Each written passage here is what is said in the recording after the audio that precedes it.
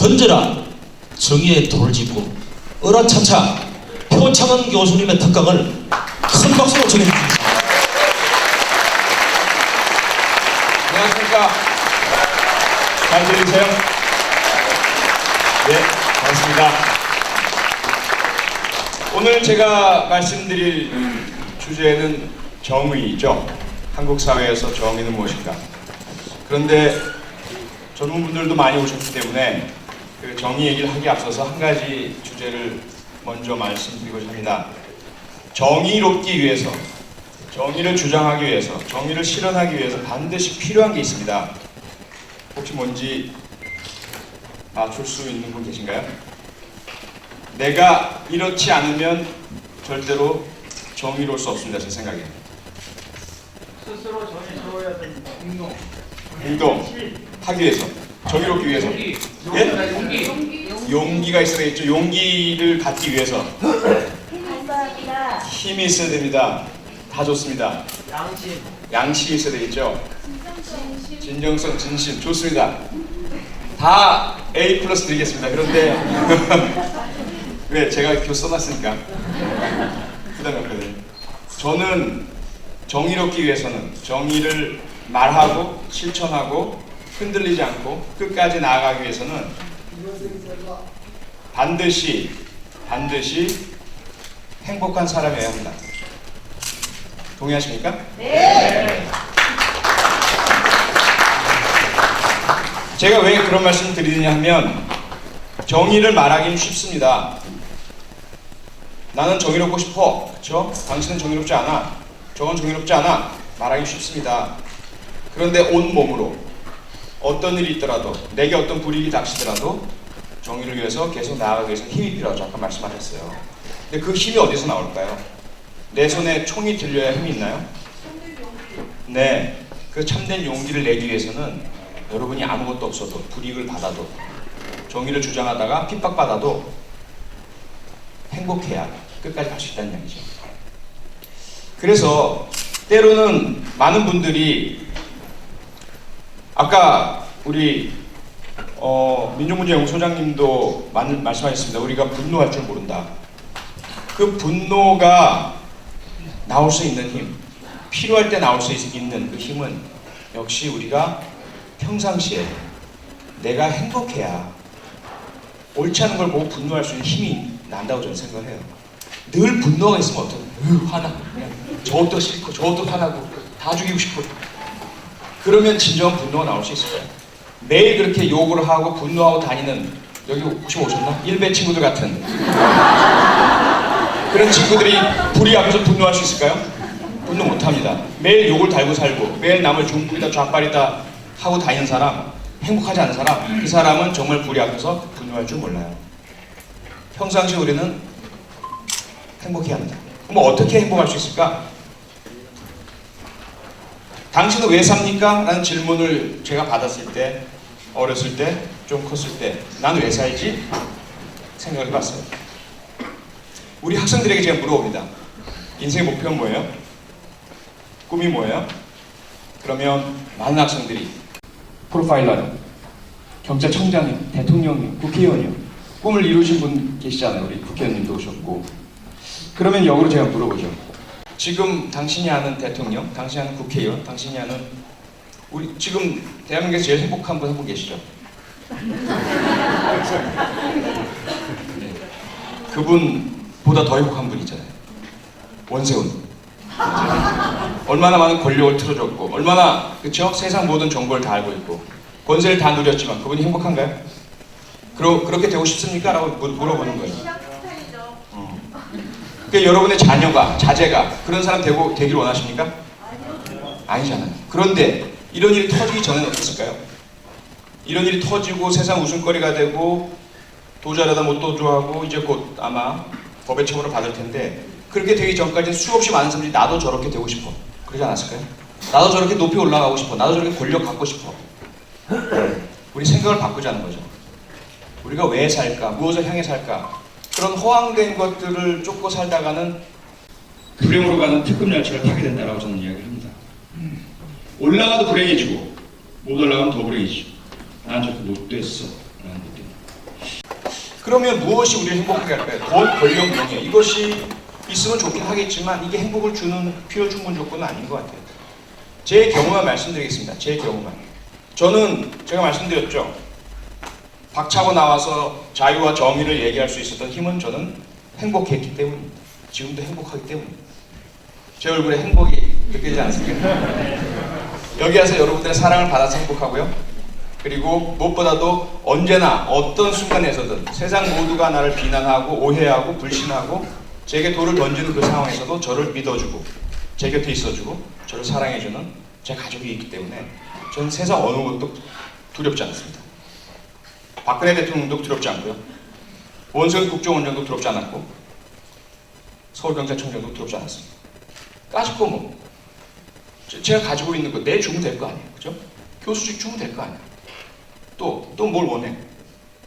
교도소 들어가서 한 1년 있길 원해? 가줄게. 갔다 나오면 되잖아. 그렇죠? 그런데 더 제일 무서운 건 뭘까요? 제가 이 세상에 제일 무서운 건 제 아내가 저를 불신합니다. 제가 제 아내에게 죄를 집니다. 제가 제 아이들에게 부끄러워요. 우리 아이들이 너희 아빠 누구야? 아유 묻지 마세요. 제일 두려운 일 아니겠어요? 세상에서. 두 번째 행복의 조건. 학자들이 말하는 제일 조건입니다. 학자들이 말하는 행복하기 위해서 가장 필요한, 이거 없으면 행복이 아무것도 있을 수가 없다. 뭘까요? 가장 기본적인 안전이죠. 안전. 여러분이 눈앞에 돈이 억만금 있고 세상에 제일 맛있는 음식이 있다 한들 옆구리에 칼이 들어오고 그 1cm 1cm 계속 들어온다면 행복하실까요?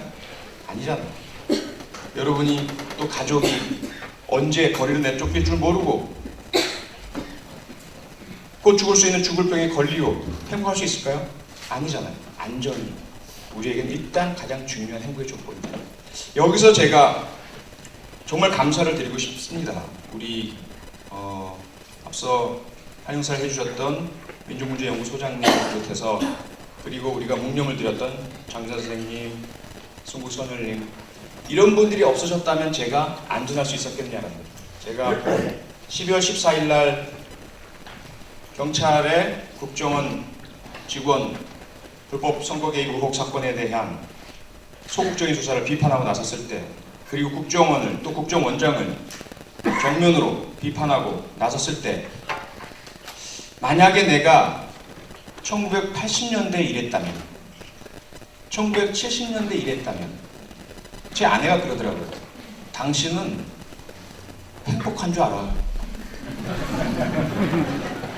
딱 아내가 딱 20년 한 30년 전만 했었더라도 당신은 쥐도 새도 모르게 없어졌을 거야. 실제로 그랬던 분들이 계시잖아요. 서울대 그 최종길 교수님 같은 분. 그냥 남산의 중앙정보청사 끌려가서 사망하셨어요. 장준환 선생님도 그러시고.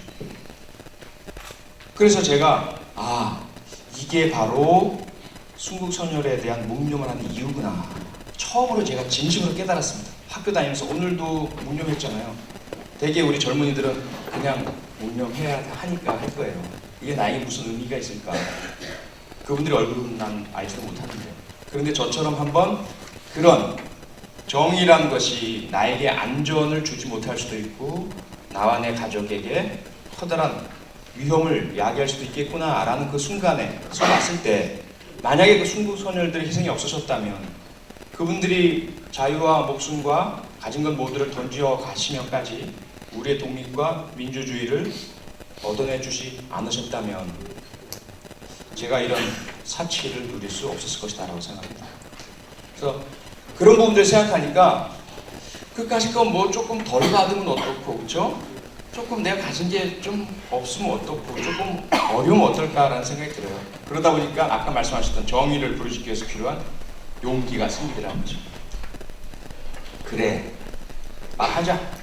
그래 부딪히자. 그래 도전하자. 맞을 거. 그래서 저는 그렇게 생각합니다.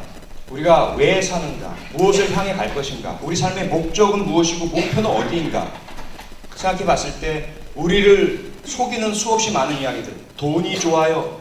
권력 가져봐 좋아. 명예를 얻으면 얼마나 좋은지 아니?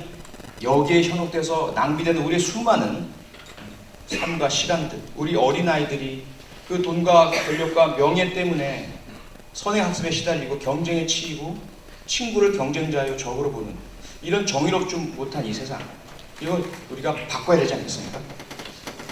그걸 바꾸기 위해서 오늘 제가 몇 가지 말씀과 제안을 좀 드리고자 합니다. 과연 한국 사회에서 정의는 무엇일까? 첫 번째, 우리가 역사적 정의를 확립하지 않고서는 아까 말씀드렸던 우리 생활에 있어서의 정의 이루어질 수 없다라고 저는 생각합니다. 왜 역사적 정의가 중요할까? 역사 그거 학교에서 그냥 시험 보기 위해서는 하는 거 아니에요? 골치 아프잖아요. 낡았고 오래됐고 지금에 나와 무슨 상관이 있어요? 우리 아이들이 그런 얘기를 합니다. 그런데 예를 들어서 지금 우리가 김연아 선수의 피겨스케이팅을 보면서 기뻐하는 이유는 무엇인가요? 여러분들이 정말 언제부터 피겨스케이팅에 그렇게 관심이 있으셨습니까? 네?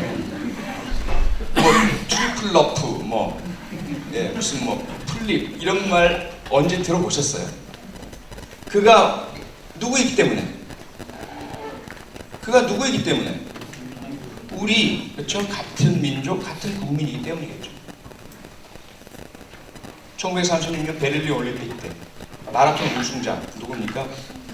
송기정 선수의 가슴을 모셨었죠? 일장기가 있었죠. 우리는 같은 우리 민족이 우승한 것도 많은 분들이 모르고 계셨죠. 일본인이 역시 강하구나, 일본 사람 우수하구나. 역사가 바로 서지 않으면 우리가 누구이고 어디서 왔고 이 땅은 누구의 것이고 이 정의가 제대로 서지 않으면 우리가 그런 김연아 선수를 보면서 느끼는 행복, 박태환 선수를 보면서 느끼는 행복, 월드컵 4강을 보면서 느끼는 행복 언제 어디서 우리가 얻을 수 있겠습니까? 그렇죠? 여전히 우리가 식민지 한 구석에 처박혀 있거나 일제 침략은 우리를 근대화시킨 우리에게 도움을 준 고마운 도움이었어 이렇게 생각하고 있다면 지금 우리가 아사다 마을을 꺾는 그쵸? 벅찬 감동을 우리가 누릴 수 있겠느냐 말이에요. 그래서 우리 아이들에게 역사라는 것은 그렇게 고리타분한 것이 아니다. 살아 숨쉬고 있다. 우리가 지금 느끼는 그 행복들 싸이의 그쵸? 강남 스타일이 전 세계를 휩쓸 때 우리 뿌듯하잖아요. 왜? 그가 잘생겼기 때문인가요? 싸이가 저보다 잘생겼나요? 아니잖아요. 단지 반대하시는 분이 계신 것 같아요. 그러지 맙시다. 단지 그가 뭡니까? 우리 같은 한국 사람인데 세계인에게 인정받으니까 너무 기분이 좋잖아요.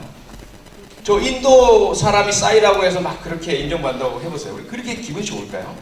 아니잖아요. 그런 우리에게 역사란 것은 살아 숨쉬고 있고 현재이고 내가 즐겁고 기쁘고 행복하게 만들어주는 가장 중요한 요인 중에 하나입니다. 자, 그러면서 저는 그러면 우리가 왜 대한민국의 주체성, 대한민국의 한민족의 역사성 이 부분을 중요하게 여겨야 할까? 우리가 다른 민족보다 우월하기 때문일까? 우리가 남보다 잘났기 때문일까요? 저는 그렇게 생각하지 않습니다. 가장 중요한 것은 일단 우리가 일본의 속국이 아니라 미국의 한 주가 아니라 중국의 한 변방이 아니라 대한민국이라는 하나의 독특한 정체성을 가지고 우리 좀 전에 봤던 멋진 판소리, 우리 고유의 문화를 가지고 세종대왕이 만드신 이 아름다운 한글을 가지고 있다는 그것은 그 자체로 우리는 인류에 기여하고 있고 공헌하고 있는 것입니다. 왜인지 아세요? 여기 답이 있잖아요. 여러분 만약에 동물원이 없으면 어떨까요? 전부 다 인간만 있어 살아있는 종류. 어떨까요? 꽃이 없으면 어떨까요? 전부 먹는 감자와 채소만 있다면 어떨까요? 세상 사람들이 모두 똑같이 생겼다면 어떨까요? 즐거우시겠습니까? 재미없잖아요. 그쵸? 예, 저처럼 이상한 사람도 있어야 되고 그렇죠? 그게 바로 다양성이라는 거죠. 다양성이 없다면 세상은 너무나 암울할 겁니다. 왜 우리가 독재를 싫어합니까? 독재로 발전하면 좋지 않나요? 독재로 한 방향으로 모두 나가 통일해가지고 전부 똑같이 척척척 걸어다니는 멋있지 않나요? 모두를 하나로 만들려는 그 전체주의는 폭력 그 자체입니다. 아름답지 않습니다. 다양성을 인정하지 않습니다. 과거의 독재, 히틀러가 했던 가장 잔악한 행동 중에 하나가 뭔지 아십니까? 우생합니다. 우생. 사람을 우등인자와 열등인자로 나누고 우등인자인 아리안, 순수 백인족들은 나누고 그 중에서도 특히 장애가 없고 동성애자가 아니고 이래야만 순수한 우등인종이라고 봤어요. 나머지는 열등인종이니까 어때요? 아이를 못 낳게. 그런 열등한 유색인종, 유태인, 장애인, 범죄자, 동성애자, 거기다 더 나아가서 좀 지나니까 뭡니까? 히틀러 나치에 반대하는 사람까지 포함됩니다. 이들은 모두 열등인자들. 얼마나 끔찍합니까? 우리가 다양성이라는 것은 그만큼 소중한데요. 문제는 뭐냐면 지금 전 세계 문화 인류학자들의 경고가 나오고 있습니다. 지금 이 순간에도 우리가 여기 앉아서 대화를 나누는 이 순간에도 세계 어느 곳에서는 하나의 언어가 사라지고 있습니다. 세계 어느 곳에서는 세계 한 구석에 고유했던 민속 춤이 사라지고 없습니다. 지금 한 구석에서는 한 국가가 사라지고 없어지고 있습니다.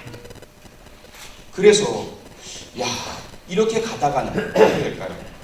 가장 대표적인 게 뭐냐면 언어라는 부분이에요. 언어. 세계 언어학자들 중에 앞으로의 시뮬레이션 추세를 분석해 보니까 50년이 지나면 전 세계의 언어가 딱 2개만 남게 될 가능성이 있다는 거예요. 어떤 언어일까요? 영어와 중국어. 정확하십니다. 반학국내 우선. 왜 그럴까요? 영어만 남는 건 인터넷 때문이죠. 인터넷상에서 인터넷 주소도 뭐로 되어 있습니까? 영어로 되어 있죠. 검색, 정보. 각자 나라에서 각자의 정보를 생산하지만 이게 다른 나라에까지 보편적으로 전파시키려면 어떻게 해야 돼요? 결국 영어를 써야 해요. 우리 민족문제연구소에서도 마찬가지로 그렇죠? 친일파 청산 또는 우리 애국지사들의 공헌, 대한민국의 정체성 이런 것들을 전 세계에 알리려면 뭘로 번역합니까? 영어로 번역하잖아요. 이렇게 가면서 점차 다른 언어들은 효용성을 잃어가게 됩니다. 중국어는 왜 남아요? 인구가 많으니까. 정말 그러한 언어학자들의 주장이 사실로 만들어진다면 얼마나 끔찍하겠어요. 그렇죠? 물론 편리한 건 있을 거예요. 학교에서 외국어 배울 필요 없습니다. 영어 하나만 있으면 되니까.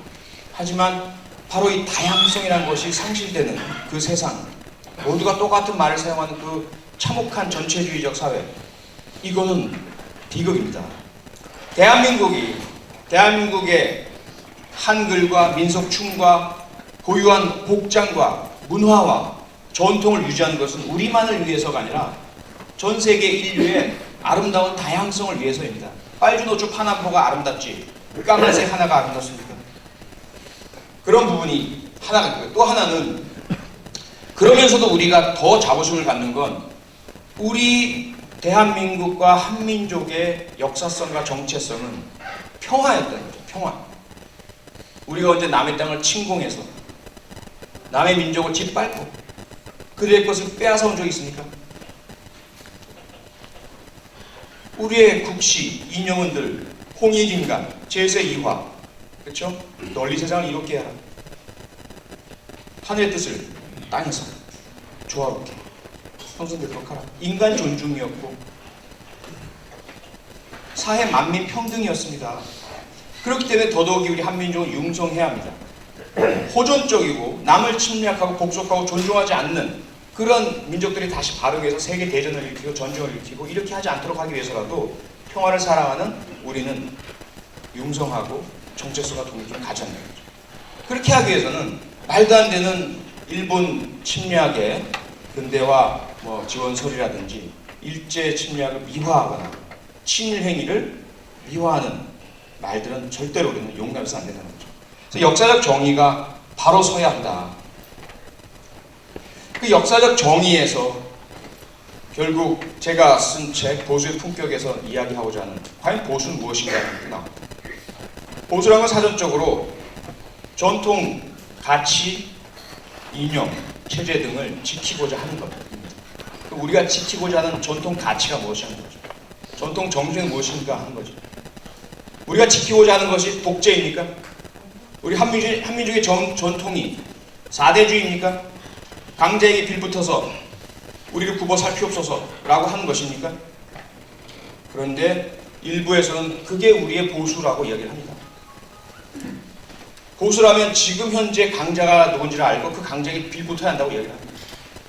그게 과연 우리의 모습인가라는 거죠. 그건 역사를 제대로 보지 못했기 때문이고, 그런 역사를 만약에 우리 아이들에게 가르친다면 우리의 미래는 암담할 수밖에 없습니다. 역사적 정의는 분명히 바로 서야 합니다. 그 다음에 역사적 정의 못지않게 중요한 게 정치적 정의죠. 정치란 것은 저도 이번 일을 겪기 전까지는 그다지 중요한 줄 몰랐습니다. 뭐 여당이나 야당이나 저 사람이나 이 사람이나 다 자기들 유리하게 하려고 주장하고 왜곡하고 편가름하는 거 아니야? 라는 건 정치 냉소주를 가지고 있었습니다. 특히 저는 경찰과 범죄 문제에 종사하고 살아왔기 때문에 절대로 정치적으로 편들면 안 된다라는 관념적인 정치적 중립 의무를 가지고 살아왔습니다. 그래서 그렇게 정치적 중립을 지키려면 아예 정치로부터 멀리 도망가야 돼 라고 생각했습니다. 멀리 떨어져 살아왔어요. 관심도 갖지 않으려고 해요. 그런데 그러면서 제가 관심 가졌던 거는 사회의 범죄요, 불법이요, 부정이요, 비리였죠. 우리 아이들이 왜 이렇게 힘들게 살아야 하고, 왜 이렇게 자살을 하고, 왜 서로 괴롭히고 때리고 갈취하고 빼앗고 왜 이래야 할까? 왜 우리 교육 시스템은 이렇게 엉망일까? 우리 길거리에서는 왜 사람들이 교통 질서도 지키지 않고 줄도 안 서고, 그리고 세상에는 왜 이렇게 편법과 부정이 많을까? 그런 것들이 제 관심사였죠. 그걸 하나하나 고쳐보려고 어떻게 하면 고쳐질까? 어떤 정책, 어떤 법, 어떤 제도, 경찰은 어떤 역할을 해야 될까? 그런데 이걸 고치면 저기서 문제, 법을 고치면 인식이 문제, 제도를 고치니까 실천을 안 해. 어떻게 해야 돼요? 닭이 먼저냐, 달걀이 먼저냐? 아, 나중에 알고 봤더니 그 모두가 한 뿌리에 있더라는 거죠. 학교의 교육제도가 제대로 정착하지 못하는 데는 그 이면에는 잘못된 교육제도로부터 이득을 얻는 그런 집단들이 있더라고요. 또 그들은 정치적인 지분을 가지고 있고 국회의원을 두고 있고, 우리 대학의 학생들이 등록금 때문에 허덕이고, 그런데 또 대학원생들이 계시죠? 대학원생들은 비싼 등록금 내고 열심히 공부하지만 교수님들에게 이런저런 하고 싶지 않은 뒷바라지를 하지 않으면 학점 못 받는다는, 학위 못 받는다는 그런 불안감이 시달리고 있고, 바른 소리를 하고 싶어도 이건 아니에요 라고 하고 싶어도 그 소리에 대한 불이익 받을 것 같고, 회사에서, 직장에서, 공무원분들이 전부 그렇게 살고 계시다는 것을 보면서 이게 도대체 어디에서 비롯된 것일까? 어디로 가야 할까?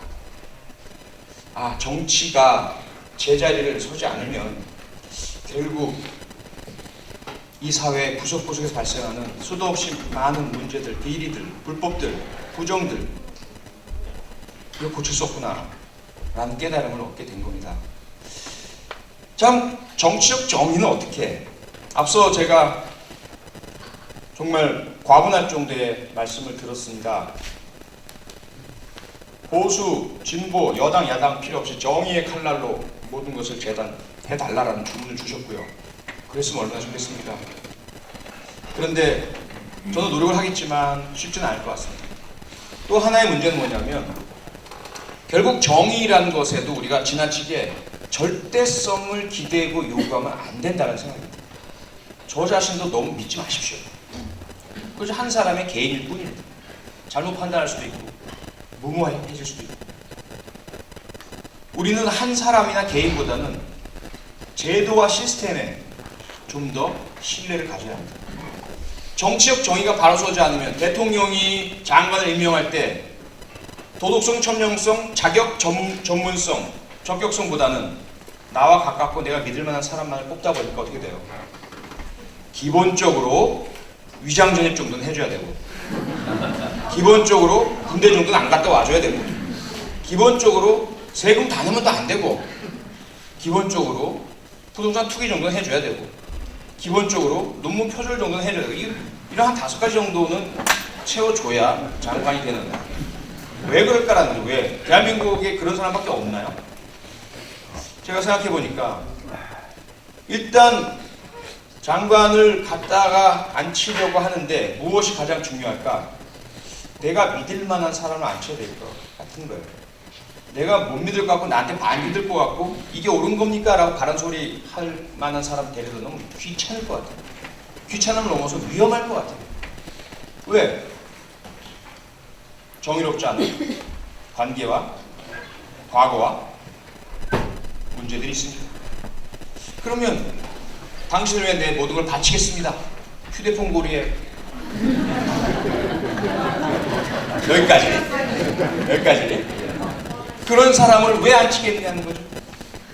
그 사람이라면 모든 걸 나를 위해 바칠 것 같아요. 그게 정치적 정의라는 거죠.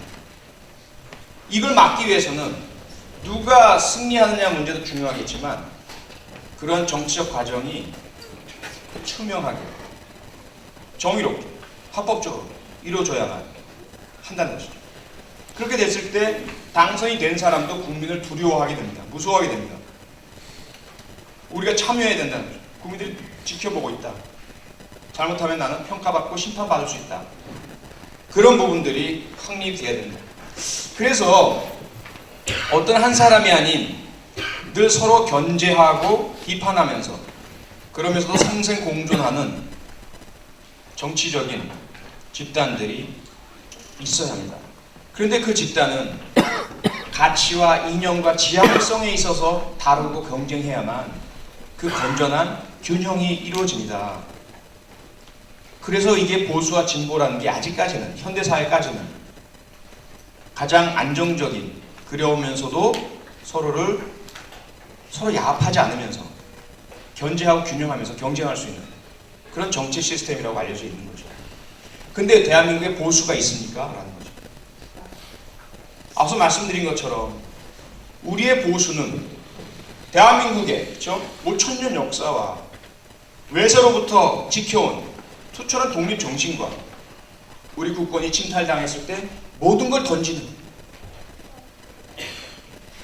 독립투사들의 애국 정신으로 우리가 공산주의에 침략당했을 때 총 들고 나가서 싸웠던 학도병들의 그 애국심과 충성심과 그리고 독재에 시달릴 때 민주주의를 위해서 헌신한 그 유구하게 이어져 내려온 대한민국의 살아있는 정신 아니겠습니까? 선비정신으로부터 이어온. 그런데 현재 우리 보수가 그러한 정신과 가치와 이념을 지키고 있느냐라는 거죠. 또 하나의 문제는 보수란 건 지키는 사람들입니다. 무엇을 지키느냐? 나라를 지키고 체제를 지키고 사회를 지키고 그렇게 하기 위해서는 무엇이 필요할까라는 거죠. 첫째도 둘째도 셋째도 모범이죠. 내가 먼저 나서서 국방의 의무를 수행하고 내가 먼저 나서서 기부를 하고 세금을 내고 법을 지키고 이랬을 때 그 보수 지도자들의 정통성을 국민들이 인정해줘. 그래, 너 짱 먹어. 네가 해. 우리가 믿어줄게. 이렇게 되는 거 아니겠습니까? 그게 이루어지지 않는, 그걸 흔히 서양에서는 노블리스 오블리주라고 하고 가진 자들, 기득권자들, 권력자들의 의무라고 보고 있는 것입니다. 근데 그 기본적 의무마저 이행하지 않으면서 어떻게 자기가 보수라고 주장할 수 있겠냐는 거죠. 아니야. 대한민국의 보수는 없다. 현재로서는. 보수가 없는 나라는 불행한 나라입니다. 그 가치와 이념과 정통성을 제대로 지키고자 하는 사람이 없는데 어떻게 그 나라가 행복할 수 있습니까? 그러다 보니까 대한민국 대상으로 설문조사를 실시하면 75.6%의 국민들이 우리는 불행해요 라고 답을 합니다. 우리 불행해요.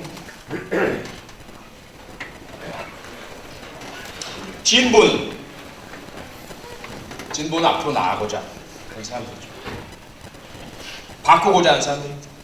지금의 현 체제와 시스템이 잘못되었다라고 보는 사람들이죠. 그래서 이걸 빨리 좀 강하고 급하게 바꿔나가자.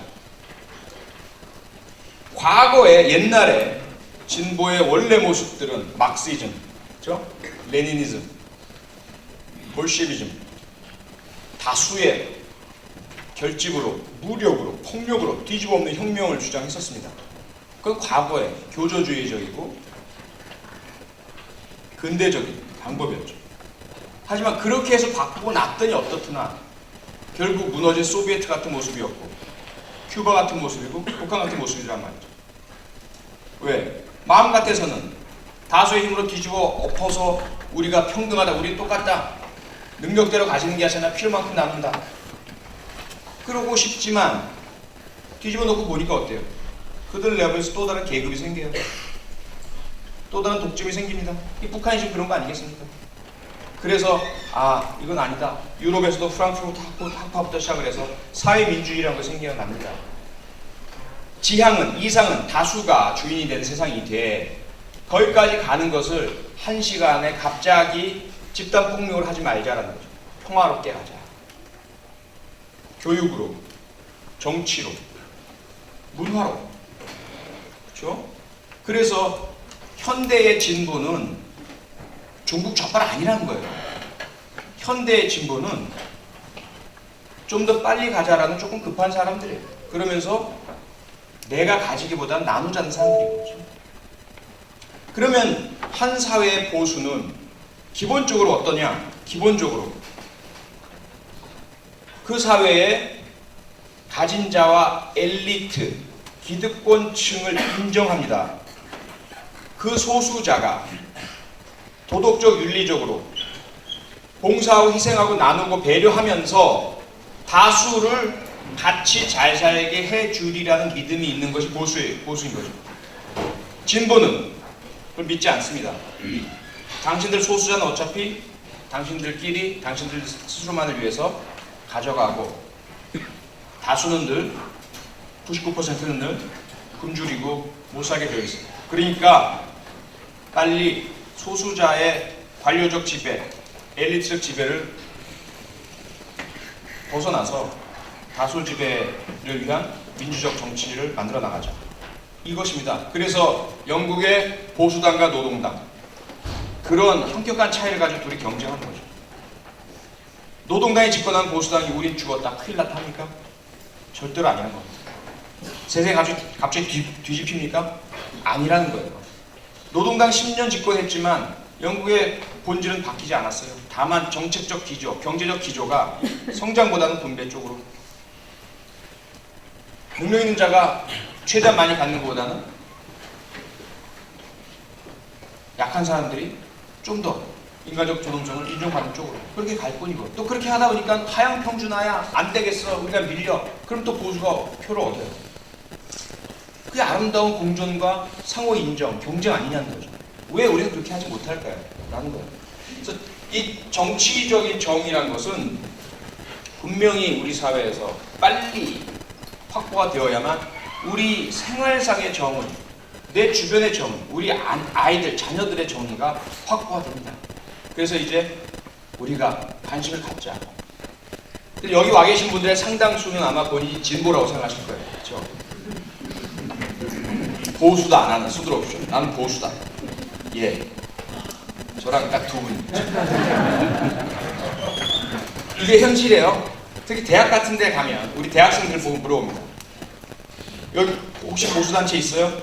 대학에는 보수단체가 없어요. 내놓고 하는 보수단체 없어요. 학생들 보수가 어떻게 느껴져요? 보수는 좀 글쎄요, 좀 창피하고 부끄럽고 뭐 그런 거 아니에요? 왜 보수가 창피하고 왜 보수가 부끄럽냐는 거예요. 아까 말씀드렸죠. 우리의 전통적 가치와 체계와 문화와 이념을 지키자는데 그게 왜 부끄럽습니까? 대한민국이 부끄럽습니까? 우리 찬란한 5천년 역사가 부끄럽습니까? 우리의 항의 운동과 자주정신이, 독립정신이 부끄럽습니까? 보수를 우리가 잘못 알고 있기 때문이고 많은 분들이 보수라는 개념을 잘못 사용하고 있기 때문이죠. 이제부터는 바꾸자는 겁니다. 시간 많습니다. 지금부터 시작하자는 거예요. 그리고 나서 다시 생각해보자. 여러분이 진짜 진보입니까? 대화 나누다 보면 아닌 것 같아요. 그렇죠? 예의 범절 중시하고 난 쟤 너무 머리 빨갛게 물도 이렇게 저 설치고 다니는 거 보기 싫어. 얘 무슨 진보예요? 보수. 그렇죠? 안 그래요? 근데 아버지인데 요새 젊은 놈들이 말이 아버지에 대해서 존중도 안 해. 그게 보수지 왜 진보입니까? 그렇죠? 근데 보수는 뭔가 음험하고 비부패 이런 것 같은 느낌이 있는 거죠. 그리고 이게 바꾸자라는 거예요. 그래서 대한민국의 건전한 합리적인 보수와 건전하고 합리적인 진보가 정말 서로 세력도 형성하고 정당도 형성하고 경쟁하고 국민들이 다 지켜보고 지금의 우리 대한민국 상황은 좀 보수적인 그런 안정과 경제 성장이 필요해 라고 할 때는 그들이 투표를 많이 하는 거고, 그렇지 않다 여길 땐 진보가 투표하는 거고, 상대방이 이기면 박수 쳐주고 아쉽다 우리가 이길 줄 알았는데 졌네 당신들 잘해 하지만 다음번 선거 때 우리가 반드시 이길 거야. 그렇게 살아가자는 거죠. 왜 저보고 힐링의 전도서라고 부르고 왜 멘붕이라는 얘기를 아직까지도 이거 달고 있고, 선거의 징계에 그렇게 정말 조상님 돌아가신 것보다 더 슬픈가요? 그 우리의 참 슬픈 현실이죠. 그렇죠? 제가 희망하는 것은 다음번 대통령 선거, 제19대 대통령 선거에서는 그러지 않았으면 하는 바람입니다. 누가 이기고 지는 것은 그렇게 중요하지 않다는 거예요. 누구든지 정말 제대로 된 자신들의 이념과 가치를 주장하는 정치적 정체라면, 그리고 그 선거 과정이 정의롭다면, 법과 절차 그대로 준수된다면 결과는 누가 이기든 저는 상관없다고 생각합니다. 당연하죠. 그렇죠? 네. 그걸 한번 이겨내보자. 그래서 무엇보다도 우리는 지면 죽는다. 이 생각을 빨리 좀 벗어나게 해줘야 되겠다. 왜 국정원이, 그쵸? 그 멋진 007 영화 안 보신 분 계십니까? 한 번이라도 다 보셨죠? 한 번씩은. 그 멋진 007이 댓글 알바를 하고 있습니다.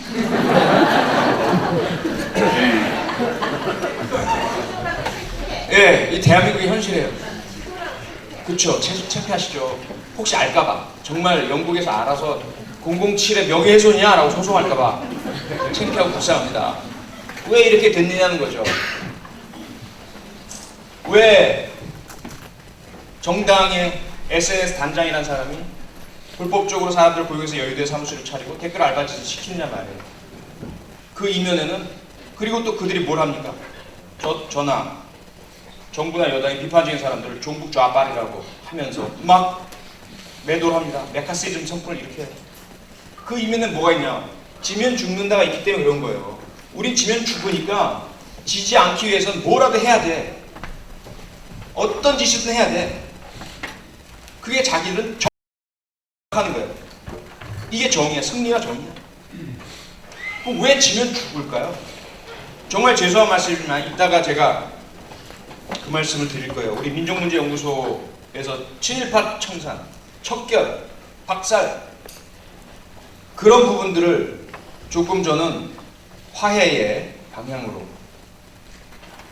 말씀을 좀 드릴 겁니다. 계속해서. 왜? 너네들 우리가 이기면 다 죽여버릴 거야 라고 하는데 저들이 지면 죽는다는 생각을 안 할까요? 지면 저 사람들 우리를 다 발가 벗겨버릴 거예요. 우리의 조상의 조상까지 가서 그 중에 친일한 사람이 있는지 없는지 다 밝혀내서 재산 다 몰수해버리고 우리가 가진 거 다 빼앗아 가버릴 텐데 가만히 당신들 이겼네 좋아요 축하 이렇게 할 거냐 말이죠. 그래서 뭔가 이제부터 우리가 생각을 바꿔나갈 필요가 있다. 앞으로 우리에게는 5년의 시간이 있습니다. 정말 우리에게 중요한 것은 무엇일까? 역사적 정의를 바로 세우고 정치적 정의를 바로 세우기 위한 우리가 할 수 있고 해야 할 일이 가장 좋은 게 중요한 게 무엇일까? 이 부분을 이제부터 같이 고민해보자라고 저는 제안을 드리고 싶습니다. 그건 좀 나중에 다시 말씀드리고요. 자, 그 다음에 이제 워터게이트 사건 다 아시죠? 예, 추가로 말씀드리지 않겠습니다. 세 번째 중요한 정의가 사법적 정의죠. 아리스토텔레스식으로 이야기하자면 평균적 정의라고 합니다. 아리스토텔레스는 세 개의 정의가 있다고 합니다. 평균적 정의, 일반적 정의, 분배적 정의. 이 세 가지가 서로 맞물려 돌아가는 거죠. 어느 한쪽이 잘 안 되면 다른 쪽도 안 되는 거예요. 우리가 일반적 정의 아까 말씀드린 것처럼 학교에서 학생들이 친구를 때리고 갈취하고 짓밟고 모멸감을 주고 자살에 이르기까지 괴롭게 해놓고선도 그 자살한 이후에 자기가 피해볼까봐 안 했다고 부인하고 제가 원래 그런 아이였어라고 이야기하고 더 그 유가족의 마음에 멍을 들게 만드는 아이들이 청소년들이 그렇게 하고 있는 것이 과연 우리 사회가 정의로운 사회인가라는 거죠. 왜 그렇게 됐느냐. 그러면 그 아이들을 데려다가 삼촌교육대 보내고 때리고 하면 그 아이들이 정의로워지나요? 아니란 이야기입니다. 그 아이들은 왜 그렇게 됐을까요? 당연히 그 부모님들이 너 절대로 잘못했다고 얘기하면 안 돼. 너 그렇게 되면 너 미래가 없어. 대학도 못 가고 학생이력부에 낙인 찍히고 소년원 가고 무조건 잘못한 거 없다고 얘기해야 돼. 증거 없어. 그들은 왜 그럴까요? 남들이 다 불법 잘못하는데 비리 저지르는데 다 잘 사는데 왜 우리만, 우리 아이만, 그리고 우리 아이만 이렇게 낙인 찍히면 세상에 못 사는데 그게 지키려고 하는 거죠. 일반적 정의가 제대로 서기 위해서는 바로 평균적 정의가 제대로 서야 돼요. 사법적 정의가 제대로 서야 돼요. 나쁜 사람은 나쁜 일 한 대로 벌 받고 그리고 다시 제2의 개과천선의 기회를 부여받아서, 그렇죠? 누구나 나쁜 짓 할 수 있잖아요. 그렇지 않습니까? 여러분 중에 이제까지 살아오면서 단 한 번도 나는 나쁜 짓 해본 적이 없다. 나는 천사다. 법을 어겨본 적도 없고 훔쳐본 적도 없고 거짓말 해본 적도 없다. 손 들어보십시오. 손 들어보십시오. 저 아닌가요? 예. 눈을 긁고 계시는 거예요. 아무도 안 계시잖아요. 누구나 잘못합니다. 저도 숱한 잘못을 하고 살아왔습니다. 돈도 훔쳐봤고요. 예, 친구도 때려봤고 거짓말도 뭐 밥 먹듯이 해봤고. 그런데 저에게 용서와 다시 시작할 기회가 부여되지 않았더라면 제가 여기 있을 수 있을까요? 경찰대학 교수는 단 한 번도 잘못하지 않았기 때문에 늘 옳은 일만 했기 때문에 될 수 있었을까요? 천만의 말씀이라는 겁니다. 사법적 정의란 그런 겁니다. 한 번 잘못했다고 매장시키는 게 아니에요. 대신에 진실을 드러내야 합니다. 누가 뭘 얼마나 어떻게 잘못했는지 분명히 드러나야 해요. 다 밝혀지고 그 다음에 적절한 형벌을 내리고 그 형벌에 대해서 그가 정말 참여하고 반성하면 그 다음에 봐줄 수도 있는 거죠. 그런데 지금 우리 사회의 사법적 정의가 어떻게 하는 거예요? 개판. 제가 조금 조심스러워지는 게요. 오늘 이 자리에 우리 신창원 씨의 가족이 와 계세요. 네. 제가 신창원 씨를 사회적 정의, 사법 정의의 소재로 자주 말씀을 드립니다. 한번 들어보세요. 어떤 의미가 있는지. 첫째로 1987년 같은 시기에 두 사람의 범죄자가 있었습니다. 알고 계시죠? 지강헌이라는 사람은 500만 원을 훔칩니다. 그리고 검거돼요. 근데 이 친구는 그 전에 절도 전과들이 있었어요. 그래서 그때 사회보호법이라는 게 있어서 징역 7년에 보호감호 10년, 도합 17년 형을 선고받아요. 그런데 그 앞에 있는 전경환이라는 사람, 이 사람은 법원에서 검찰의 수사 결과 확인된 횡령 액수만 40억 원, 확인되지 않고 세간에서 떠돌고 추정되는 피해, 횡령 및 뇌물수수 등의 액수가 도합 600억 원으로 추산되는 범죄를 저지른 사람입니다. 몇 년형을 받았을까요? 정경환도 500만 원을 훔친 지강헌과 똑같이 7년형을 선고받습니다. 보호감은 없죠. 그럼 정경환은 다 살았을까요? 끝까지 7년을? 아니었습니다. 감형, 대통령 특별사면 3년 조금 살고 나왔어요. 이게 대한민국의 사법적 정의라는 거죠. 40억 원과 500만 원에, 그렇죠? 단순한 비교 누구나 할 수 있어요. 저희 꽃을 준 거죠. 40억 원이 커요? 500만 원이 커요? 졸려지. 예. 그러면 안 된다는 거죠. 그 다음에 지금 신창원이라는 범죄자에 대해서 우리가 여러 가지 이야기를 들어왔습니다.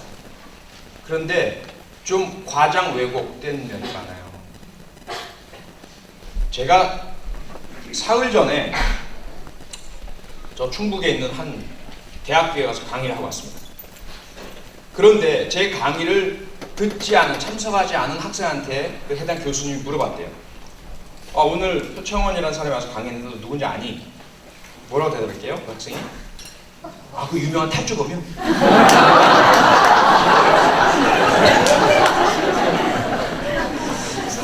예. 역시 여전히 저는 우리 신창원 씨보다 덜 유명합니다. 더 노력하겠습니다. 근데 우리 그 신창원 씨는요, 사실은 제가 한겨레 신문에 매주 토요일 날 쓰는 죄와벌의 첫 대상으로 썼습니다.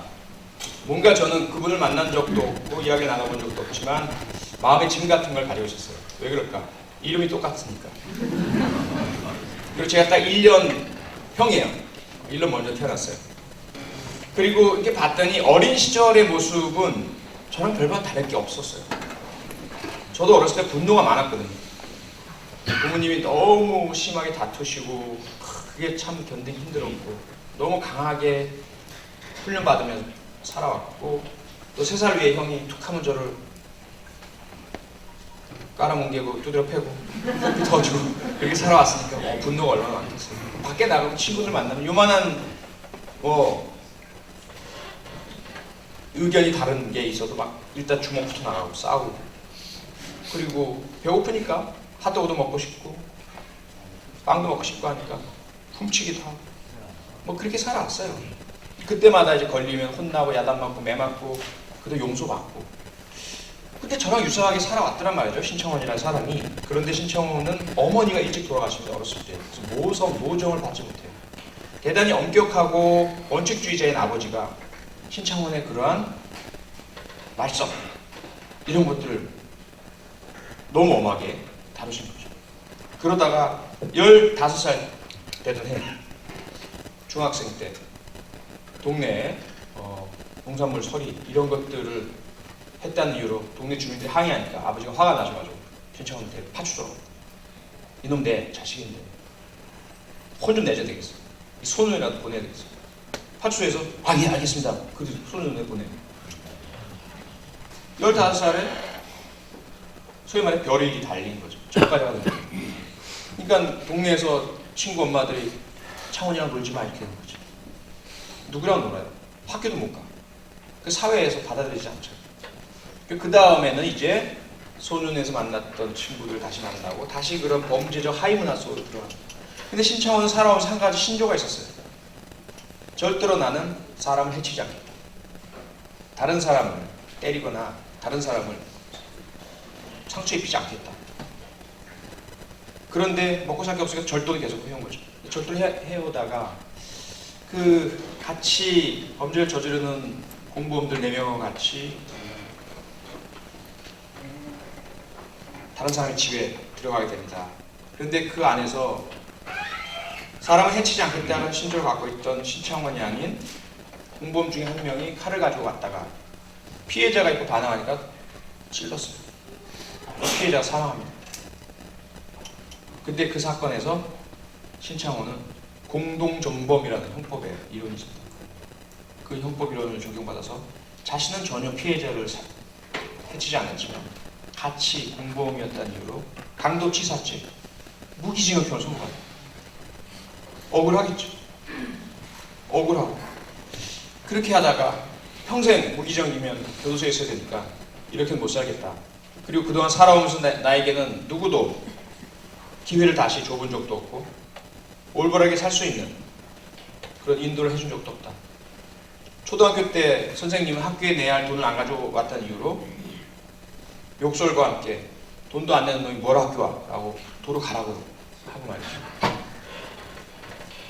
그래서 안 되겠다. 이렇게 내가 썩을 수 없다라고 하고 어떻게 했죠? 탈주하게 됩니다. 우리 여성분들의 로망, 다이어트. 신창원 씨는 거의 다이어트의 신이에요.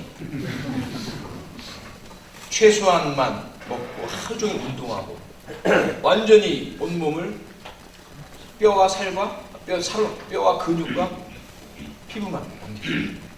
그래서 보통 사람은 도저히 상상하지도 못할 화장실에 있는 창살에 작은 틈을 이용해서 빠져나가고 당시 공사 중이었던 부산교도소 단장을 나가서 밖으로 나가게 됩니다. 그게 이제 신창원이라는 범죄자가 유명해지게 된 계기입니다. 그 이후로 2년 6개월 동안은 검거되지 않은 채 돌아다니게 되죠.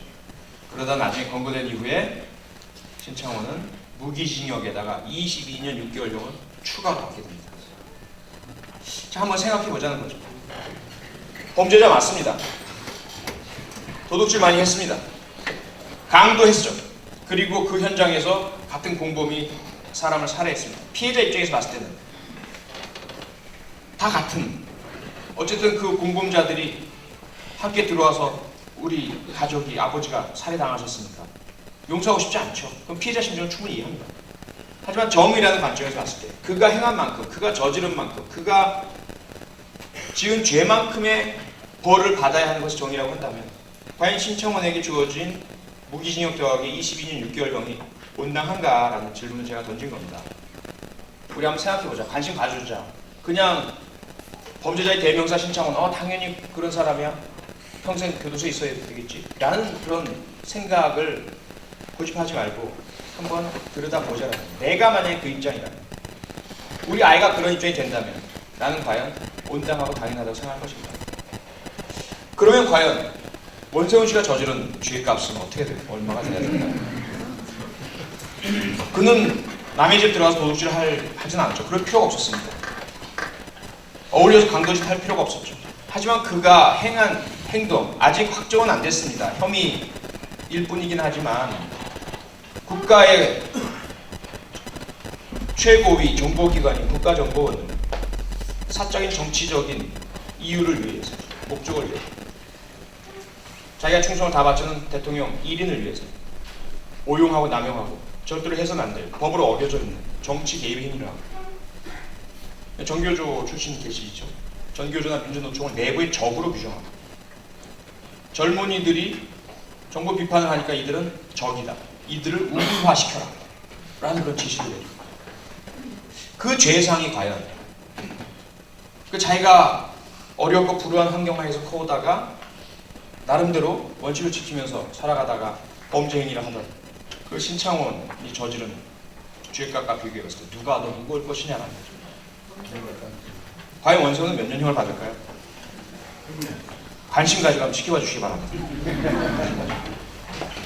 더 중요한 거는 최근에 1월 달에 행해진 대통령 특별 사면이었죠. 특별 사면.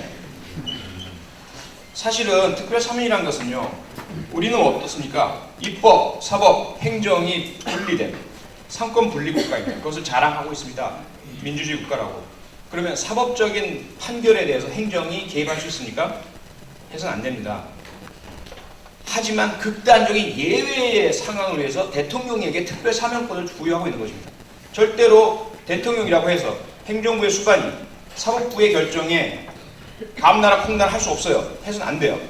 하지만 아주 특별하고 예외적인 경우에 한해서 대통령이 사면권을 행사할 수 있도록. 그런데 그 특별하고 예외적인 사면권이 누구에게 행사되었습니까? 대통령 개인과 이해를 같이 하는 그의 수족이었고 그의 지인이었던 최시중, 천신유 이런 사람들에게 오히려 그러한 예외적인 행정부의 사법부에 대한 그 결정을 번복할 수 있는 특별한 권한은 차라리 신창원이나, 그렇죠? 그래서 제2의 기회를 한번 줄 수 있는, 또는 노회찬 전 의원 이런 사람들에게 사용되어야 특별 사면이 존재하는 온당한 이유가 되지 않겠느냐는 거죠. 사법적 정의라는 거, 그래서 남의 일이 아니라는 건데 좀 관심을 가져주셨으면 좋겠습니다. 무엇이 어떻게 되어야 할까? 특히 법조계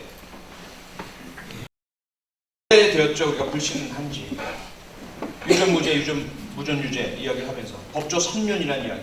법조 3륜이 뭡니까? 검사, 판사, 변호사 이 서로 분리되어서 서로 경쟁하고 견제해야 할 사람들이 한 통속으로 묶여 있다는 이야기.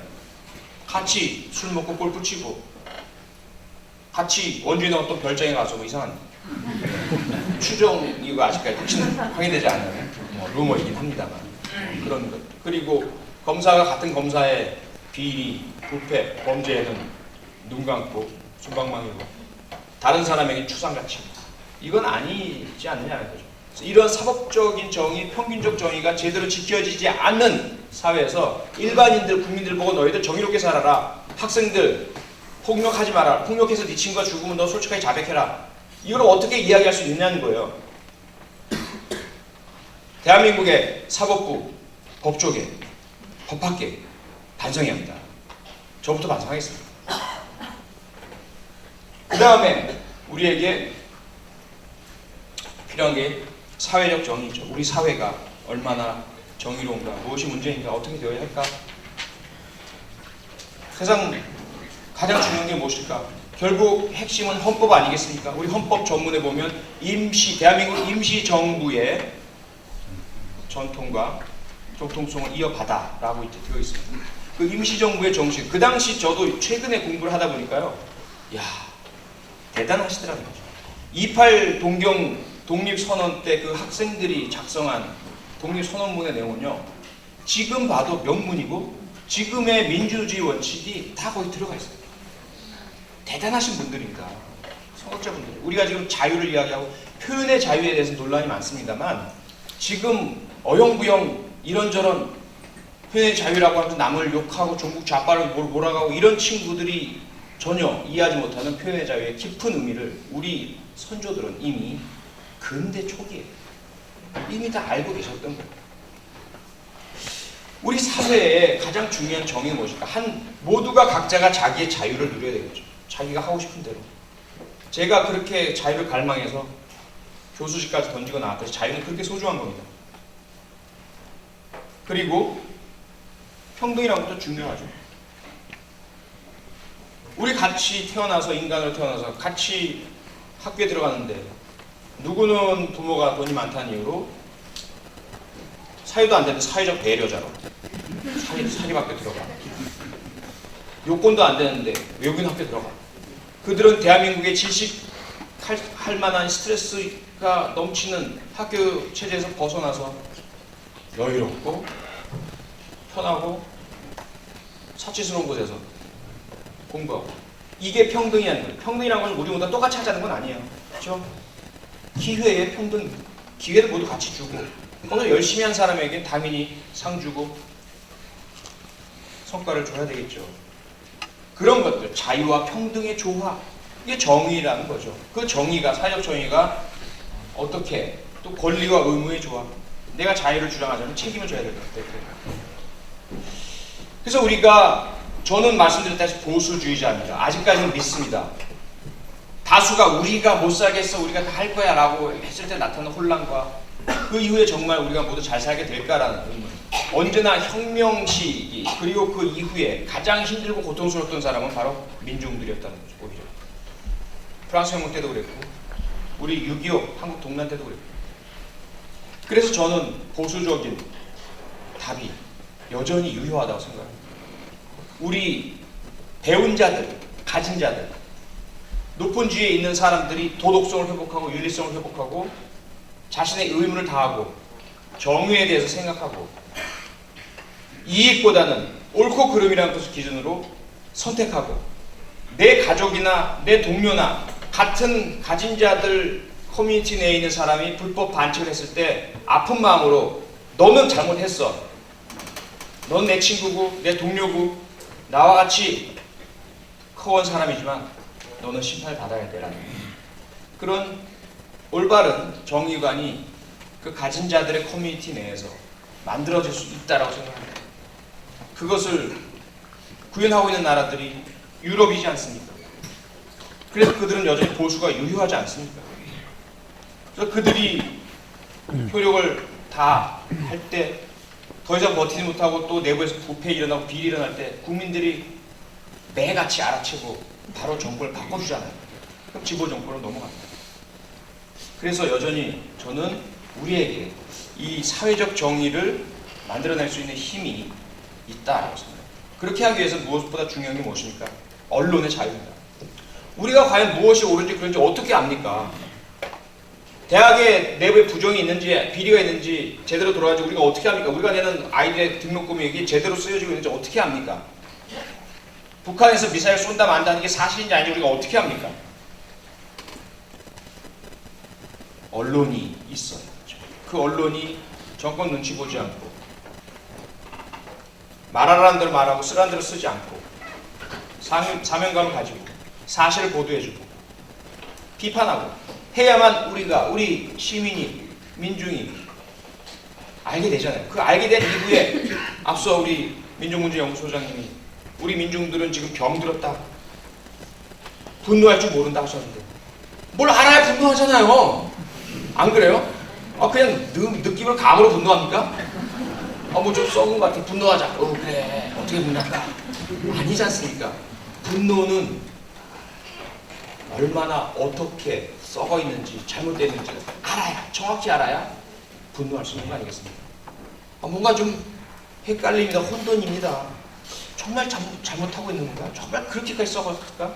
내가 분노해야 할 상황인가? 왜? 언론이 제대로 알려주지 않으니까요. 그러니까 언론이 아닌 다른 경로로 들여다보고 남이 모르는 사실을 아는 사람들 막 분노합니다. 이거 당신들 지금 이러고 있을 때가 아니야. 그런데 우리 일반 민중들은 몰라요. 모르고 계신다고요. 그리고 욕하지 마시라는 거예요. 그래서 무엇보다 우리 관심을 가집시다. 언론의 자유, 표현의 자유. MBC 김재철 사장이 해임되었습니다. 근데 해임 결정이 실제로 이행되기 전에 사직서를 제출했습니다. 3억 원의 퇴직금을 받기 위해서. 어쨌든 그건 그 사람의 개인적인 문제니까 차차하고라도요. 그분이 계시는 3년 동안 MBC는 망가졌죠. 과거 최고의, 그렇죠? 국민들의 사랑을 받던 방송국에서 지금은 외면당하는 방송국으로 바뀌었습니다. 언론의 자유가, 방송의 자유가 얼마나 소중한가를 우리가 알죠. 자유 없는 언론을 우리 신뢰할 수 없습니다. 신뢰를 못 받으면 결국은 그렇게 되는 거죠. 그래서 우리가 이 사회적 정의에 대해서 관심을 가집시다. 나만이 아니라 우리 이웃에, 우리 아이가 다니는 학교에, 우리 자치단체, 구에 무엇이 잘 되고 잘못되고 있는지를 살펴보고 감시하고 뿔뿔이 해야 됩니다. 아까 말씀드렸다시피 대한민국 국민들의 73.8%는 우리 한국 사회는 공정하지 않다라고 답을 하고 있습니다. 공정하지 않다. 못 믿는 거죠. 그 믿지 못하는 데서 나오는 사회적 비용 얼마나 많습니까? 그렇죠? 정부에서 어떤 정책을 하려고 해도 그게 정상적이고 바르고 정당한 절차에 의해서 행해진 거라면 받아들일 수 있죠. 그러니까 님비 현상이네 뭐 이런 얘기 하잖아요. 핵폐기장이 우리 동네 그러면 안 돼 난리나. 그게 반드시 꼭 우리 동네여서 안 된다는 것일까요? 못 믿겠다는 거죠. 왜 우리 동네로 선정됐느냐. 그 과정과 절차가 공정하지 않다라고 우리는 느끼기 때문에 반대하는 겁니다. 그렇죠? 그 절차가 투명하고 공정해야만 우리에게 너희들도 정의롭게 불편한 것도 감수해라 라고 할 수 있는 겁니다. 그래서 사회적 정의가 서기 위해서도 우리는 노력을 많이 합니다. 자, 마지막으로 경제적 정의. 우리가 경제 민주화라는 얘기를 많이 했습니다. 과연 경제적 정의는 무엇일까? 잘난 사람 잘난 대로 살고 못난 사람 못난 대로 살고 그렇죠. 하지만 그러한 가운데에서도 반드시 지켜야 할 기본적인 룰이 있다는 거죠. 무엇일까요? 여러 가지 접근이 자유주의적 접근, 공리주의적 접근, 다양한 접근들이 있어요. 하지만 현대사회에서 그나마 우리가 민주주의 사회에서 공감하는 경제적 정의로 존 롤스가 정의한 것은 뭡니까? 일단 그 사회에서 가장 약하고 가장 경쟁력이 떨어지는, 그래서 그냥 놔두면 기본적인 인간의 존엄성을 유지할 수 없는 분들, 그분들에게 먼저 기본적인 인간의 존엄성을 지킬 수 있는 그러한 수단을 드리고, 먹는 것, 입는 것, 자는 것, 문화적인 것까지 포함해서 말이죠. 그리고 나서 남는 재원 가지고 너희들끼리 잘난 놈들 경쟁해서 많이 가지든 해라 라는 거죠. 그게 자본주의적인 경제적 정의라고 존 롤슨 이야기하고 있습니다. 왜 우리는 밀림이 아니잖아요. 정글이 아니잖아요. 약육강식이 아니거든요. 센 놈이 다 가지고 위너 테이크스 돌이 아니란 얘기입니다. 인간 사회, 문명 사회예요. 그렇다면 기본, 바로 그 사회에서 가장 약하고 힘없고 경쟁에 불합리하고 뒤처지는 사람들에게 기본적인 인간의 존엄성을 지킬 수 있는 것들을 보장해 드리고, 그것을 우리가 흔히 복지라고 하잖아요. 그 복지가 일단 기본이 되고, 그 다음에 남는 재원과 자원들을 서로 경쟁해서 잘한 사람, 이긴 사람이 많이 갖고 진 사람 좀 덜 갖고 그렇게 하자는 거죠. 그렇게 된다면 우리가 뭐 불만할 게 뭐 있냐는 거죠. 그래서 존 롤스가 이야기합니다. 마이클 샌들이라는 교수도 이야기했죠. 그 사회가 정의로운지 안 정의로운지를 알아볼 수 있는 아주 간단한 방법이 있다. 뭐냐? 어느 사회든 가서 그 사회 가장 바닥에 있는 분들, 노숙자나 장애인 분들이나 이런 분들께 물어보면 당신은 어떻습니까? 이 사회 어떻다고 생각해요? 그 사회가 공정한, 경제적으로 정의로운 사회에서는 그런 분들께서 만족스럽지는 않지만 그래도 뭐 이 정도면은 괜찮다고 생각을 해요 라고 말해 주시는 사회가 정의로운 사회라는 거죠. 그럼 다른 거 별로 볼 필요 없다는 거예요. 그런 기본이 갖춰져 있을 때 나머지 부분의 절차도 공정하리라 우리가 유추할 수 있다는 거죠. 그런데 지금 우리 사회는 힘없는 약자분들이 비명을 지르고 계십니다. 미치겠다, 못 살겠다. 이건 빨리 고쳐져요. 여야가 필요 없다는 거죠. 누가 먼저다 아닙니다. 박근혜, 문재인 두 후보 역시 공약은 똑같이 했습니다. 복지 확대하겠다. 가장 기본적인 인간의 존엄을 지켜주시겠다. 국민이 행복한 세상 만들겠다. 실천해 주신 겁니다. 실천할 수 있도록 우리가 감시하고 관찰하자는 거죠.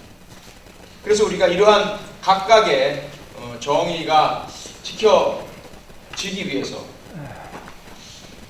그동안 우리가 예를 들어서 많은 좀 거짓말에 속아왔습니다. 어떤 거짓말일까요? 가장 중요한 게 뭐냐면요. 기업이 잘 돼야 국민 모두가 배불리 먹습니다. 그래 믿어왔어요.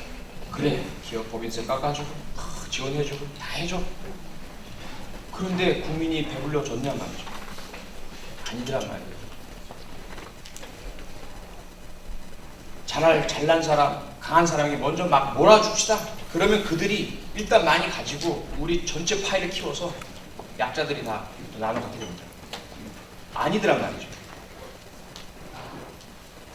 정의가 확립되지 않으면 그 정의라는 건 무엇입니까? 지금 만들어낸 공정경제, 저 각종 관련 법들이에요. 규제이고 보장이고 복지 이런 것들이 제대로 가동되지 않고 단순히 그냥 지금 위기입니다. 경제적 위기입니다. 우리가 이럴 때가 아닙니다. 여기서 이러지 마십시오. 이런 말들로 기본을 흐리고 정의를 지키지 않으려고 하는 것은 다 거짓말이다라고 생각합니다. 언제 어떤 상황이든 기본이 지켜지고 정의가 지켜졌을 때 안정이 찾아오고 성장이 온다는 거죠. 안보 역시 마찬가지입니다. 안보 위기입니다. 자유, 권리 그런 거 주저하지 마십시오. 정부, 차렷, 대기, 예비군 이거 아니라는 거예요. 가장 위기 순간에도 한 사람의 자유와 권리가 지켜지는 사회가 정말 튼튼한 사회고 안보가 지켜지는 사회입니다. 왜? 그렇게 됐을 때 우리 모두는 국가가, 사회가 나와 일심동체야. 이 국가가 위기에 빠지면 나도 위기에 빠지면 내가 어디 나갈게. 모두가 참전하게 되는 거죠. 그렇지 않고 자유의 권리가 짓밟힌 사회에서는 믿지 못합니다. 위기라고 해도 위기라고 믿을 수가 없어요. 그런 사회에서 국민 화합과 통합이 이루어지지 않죠. 안보가 지킬 수 없다는 거예요. 그래서 바로 이런 말이 자본주의 종주 미국의 연방 법무부 청사에 새겨져 있습니다. 제가 좀 영어 잘하는 티 좀 내겠습니다. Justice alone sustains society. 우리말로 이야기하면 오직 정의만이 사회를 지탱한다. 돈, 자본, 자유를 숭상하는 자본주의 종주 미국의 연방 청사에 새겨진 말입니다. 경제고 성장이고 무엇이고 간에 그것들이 사회를 지탱해주지 않는다는 거예요. 사회는 정의가 없다면 무너질 수밖에 없고, 무너진 사회에 경제가 무슨 소용이 있고 교육이 무슨 소용이 있으며 산업이 무슨 소용이 있겠냐는 거예요. 정의는 그만큼 소중한 거예요. 그래서 그들 사이를 우리가 보잖아요. 대통령도 인턴 사원과 부적절한 관계 맺으면 경찰 수사 받아요. 그렇잖아요. 보셨잖아요. 모니카 루인스키 스캔들. 유럽에서도 마찬가지로 총리가 잘못하면 경찰 수사 받고 최고랑 찹니다. IMF 수장도 호텔방에서 호텔 여직원에게 이상한 행동했다가 바로 경찰에 체포당해서 가잖아요. 왜? 바로 이것 때문에 그래요. 그들은 바보라서 그럽니까? 국회의원이 교통경찰한테 붙잡혀서 나 국회의원이야 하다가 딱지 뜯고 그 사실 알려줘서 장관직 국회의원직 내놓고 물러났어요. 왜 그럴까요? 그 사회가 정의가 지켜지지 않는 모습을 국민들에게 보여줬을 때 그 사회는 무너진다라는 생각 때문입니다. 그래서 대통령도 수상도 조금이라도 토니 블레어도 그 총리였을 때 자기 부인 로스 블레어가 지하철역에서 티켓을 안 끊고 무인 걸렸어요. 거기에 대해서 과태료 벌금 물고 법원 가서 경범죄 처벌법에 따라서 선고받고 공개됐어요. 언론에. 왜 그럴까요? 그래야 국민들이 이 사회는 정의가 지켜지고 있어라고 믿기 때문이고 그래야 그 사회가 지탱될 수 있기 때문입니다. 대한민국이요 지금 위기입니다. 왜 위기냐? 북한 때문에 위기 아닙니다. 경제 때문에 위기 아닙니다.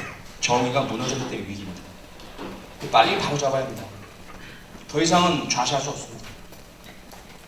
우리가 정의에 대해서 이제 밥보다 스펙보다 학점보다 취업보다 어떻게 본다면 정의가 더 중요하다는 사실을 우리가 이제 공감해야 합니다.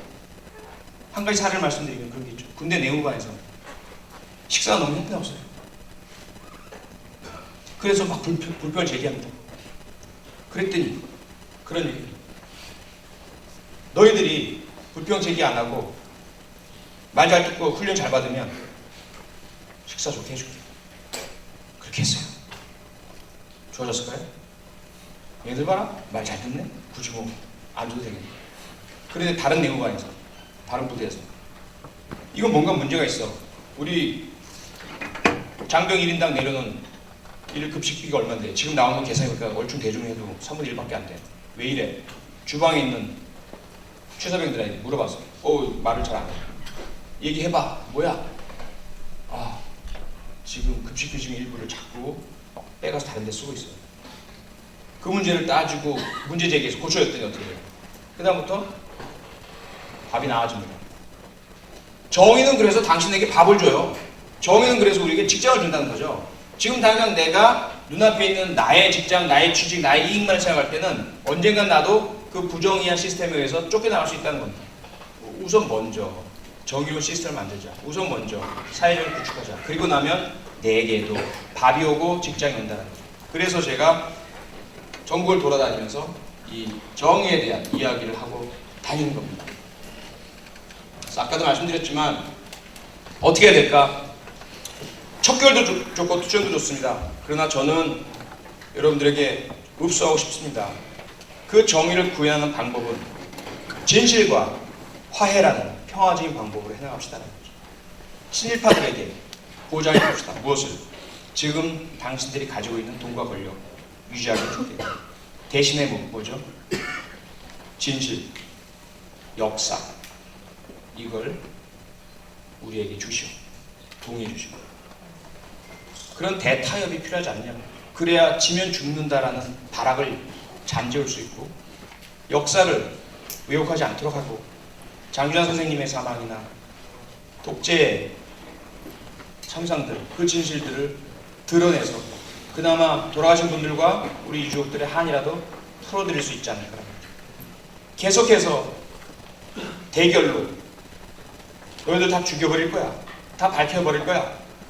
나는 공격으로 나아가게 될 경우에 우리가 어떻게 승리할 수 있을까라는 그런 도전을 제가 오늘 민족문제연구소에 드립니다. 그래서 앞으로 오랫도록 이 문제를 같이 논의해 주셨으면 좋겠고요. 우리와 함께 진정으로 대한민국 사회에 역사적 정의, 정치적 정의, 사회적 정의, 경제적 정의 세울 수 있는 그런 방안을 같이 찾아봤습니다. 좋겠습니다. 그래서 제가 늘 사용하는 말이죠. 정의의 눈덩이. 눈덩이 하나는 작죠. 그런데 그 작은 눈덩이를 산에 올라가서 굴려보십시오. 주위에 있는 눈이 와서 붙죠. 커집니다. 눈사람 만들 정도로 커지죠. 그게 굴러가며 나중에는 어떻게 됩니까? 눈사태를 일으킵니다. 쓸어버리죠. 다 필요 없습니다. 정의도 이렇지 않느냐는 거죠. 오늘 여기 와주신 여러분들이 저와 함께 하나의 눈덩이를 만듭니다. 정의의 눈덩이를. 계속해서 나가서 인터넷에도 올리고 서로 이야기 나누고 주변 친구들하고도 이야기합니다. 그러면 점점 눈이 더 붙습니다. 계속 그것이 굴러갑니다. 결국 누구도 항거할 수 없는 엄청난 정의의 눈사태가 대한민국에 내리게 될 것이다.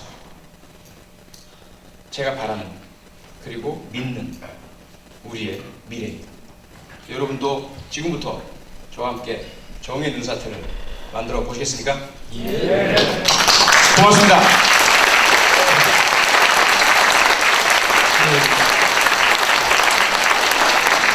자녀를 저도 키우고 있고 키우는 분들은 우리 교수님처럼 이렇게 키우고 싶으시면 큰 박수로 화답해 주시기 바랍니다.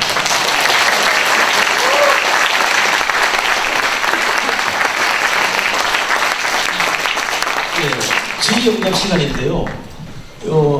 마이크는 있지만 자리가 좀 불편하니까 좁아서 육성으로도 가능할 것 같아요.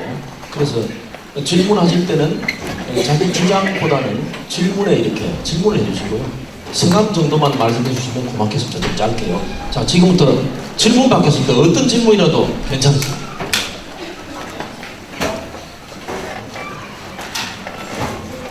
예. 제가 평소 느낀 건데요. 네. 이거 하고 작전한지는 모르겠지만 경찰 그동안에 교수로 계셨기 때문에 우리 사이에서 흔히 너무 지겹고 짜증스럽고 답답하고 미치게 하는 게 뭐냐면 종북 좌빨이거든요. 빨갱이. 정의를 얘기하고 뭐 옳은 소리를 하면 종북 좌빨 빨갱이에요. 그래서 차단하고 아예 말을 닫고 있거든요. 그런데 정말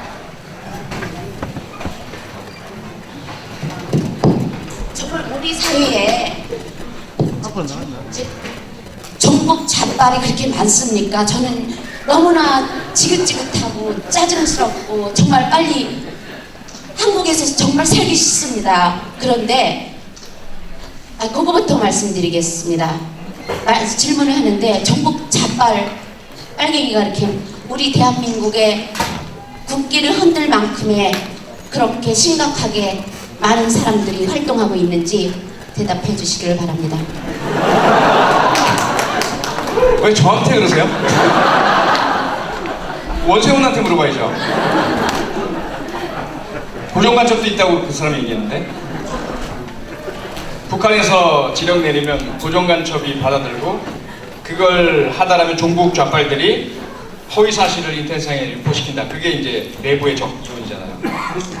그 사람한테 물어보셔야 될 것 같은데요. 제 생각에는요. 그들은 저도 종북 좌빨을 부르죠. 그래서요. 제가 평소에 생각했던 건데요. 적어도 우리 정치권, 그 다음에 공무원들, 그 다음에 학자, 언론인들 이런 분들이 너무나 이렇게 그 종북 좌빨을 함부로 그 언론에서 말을 하고 있거든요. 그러니까 그것이 오염이 돼가지고 이게 너무너무 심각해요. 정의보다. 그래서 제가 정부를 향해서 박근혜 정부를 향해서 주장하는 건데 적어도 정치권에서만큼 토론이나 언론이나 이런 데서 종북 좌빨 이런 말 쓰지 않기를 촉구합니다. 정말로 진정으로 촉구합니다. 한 말씀만 드릴게요. 1950년에 미국 상원 의원 중에 조셉 메카시라는 사람이 있었습니다. 아시죠? 그 사람이 손에 종이 뭉치를 들고 외칩니다. 이 종이 서류 안에 205명의 명단이 있습니다. 이 205명은 공산주의자 간첩들입니다 라고 뿌려요, 종이를. 근데 나중에 알고 보니 그 종이에는 전혀 이름이 없었어요. 그런데 그 장면이 텔레비전에 보도되고 너무나 그래픽했기 때문에 사람들은 정말 205명의 간첩들이, 우리말로 하자면 종북 좌빨이 있다는 걸 생각해서 그럼 과연 205명이 누굴까 이제 신상털기에 나서 있죠. 그래서 그 중에 일부는 국회의원이었고 일부는 군인도 있었고 판사도 있고 막 사람들이 잡혀갑니다. 메카시가 지목만 그 사람이 간첩이 돼요. 공산주의자가 되고. 그런데 누구도 한국을 못해요. 왜? 뭐라고 하면 자기가 공산주의자가 되니까, 공산당이 되니까. 그게 흔히 말하는 메카시즘이란 거예요. 그게 거의 2년간 지속되다가 결국 용감한 육군 법무관이 그에게 정면으로 대응하면서 도대체 당신이 이야기하는 스파이는 누구고 근거는 무엇이고 정확하게 구체적으로 얘기해봐라. 말을 못하죠. 그 다음에 당신 부끄러운 줄 알고 있다가 그리고는 총무회장을 나와버리고 그 사건 이후로 메카시는 완전히 파멸의 길로 들어서고 그 과정에서 같은 공화당 의원들이 양심 선언을 합니다. 같은 공화당 의원들이 메카시가 잘못됐다. 사실은 간첩 명단은 없다. 그리고 이러한 사람들을 공산당 간첩으로 내몰아서 얼어붙게 만드는 방법을 잘못했다. 그러면서 그들이 한 말이 뭔지 아십니까? 그들이 한 말이 미국의 최고의 가치는 자유잖아요. 그렇죠? 자유는 결코 독재의 방법과 수단으로 쟁취할 수 없다라는 말을 했어요. 대한민국이 흔히 보수라고 하는 사람들, 그 종북 장판을 입에 달고 사는 사람들, 그 사람들이 뭐라고 주장합니까? 대한민국이 공산주의 국가라고 얘기합니까? 독재 국가라고 얘기합니까? 자유민주주의 국가라고 얘기하죠. 그런데 그들은 자유민주주의를 지키기 위해서 어쩔 수 없이 종북 작발이라는 메타도를 해야 되고 강력한 법 집행을 해야 하고 자유와 권리를 무시해도 질서를 유지해야 된다고 얘기를 합니다. 바로 그런 망동과 잘못된 행동을 1950년대에 미국 공화당 의원들이 양심 선언으로 이야기한 겁니다. 경고한 겁니다. 너희들 웃기지 마라. 자유는 절대로 독재라는 수단과 방법으로는 쟁취할 수 없는 것이다. 자유를 지키는 방법은 오로지 자유밖에 없다. 이거예요. 그래서 뭐 종북 좌빨이든 뭐든 그들이 만약에 정말 안보가 중요하고 자유민주주의 수호, 체제 수호가 중요하다고 얘기한다면 그들이 사용하는 방법은 절대로 자유에 대한 보장이에요. 그 말씀만 드릴게요. 다른 질문 계십니까?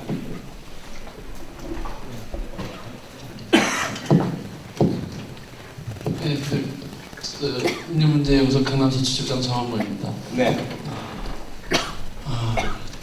지금 종북 잡발이 되는 바로 그 언어를 좀 하겠습니다. 천안함의 진실.